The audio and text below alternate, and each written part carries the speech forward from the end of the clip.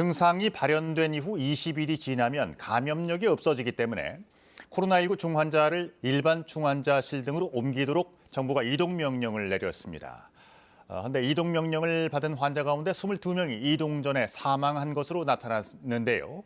강제로 병실을 옮기는 것이 아니냐는 논란이 계속되자 정부는 치료를 중단하는 것이 아니라며 병상 확보에 박차를 가하겠다고 거듭 강조했습니다.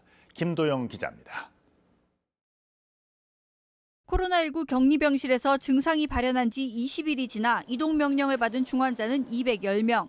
이 중 98명이 일반 병실로 옮겼거나 옮길 예정이고 10명은 퇴원했습니다. 22명은 옮기기 전 격리병상에서 사망했다고 방역당국은 밝혔습니다.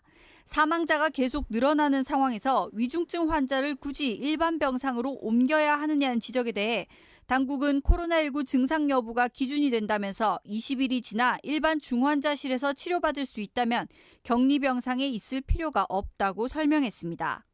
의료계와 함께 병상 이동 기준을 보완해 나가겠다며 격리 해제가 치료를 중단하는 건 아니라고 거듭 강조했습니다. 일반 치료로 전환하는 것입니다. 여전히 격리 치료가 필요하다고 의료진이 판단하게 되면 소명자를 제출하게 돼 있습니다. 이 경우에는 격리 기간을 더욱 연장할 수도 있습니다. 확진자는 다소 줄었지만 위중증 환자 감소로 이어지기까지는 시차가 있는 만큼 정부는 병상 확충에 주력하고 있습니다. 다음 달 말까지 병상 7,000개를 늘릴 계획입니다. 문재인 대통령은 감염병 거점 전담병원으로 새로 지정된 이대 서울병원을 찾아 병상 확보의 중요성을 다시 한번 강조했습니다.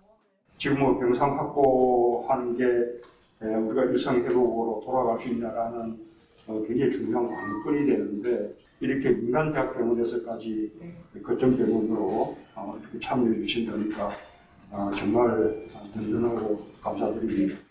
위중증 환자는 1,084명으로 또다시 최다치를 경신했습니다. KBS 뉴스 김도영입니다.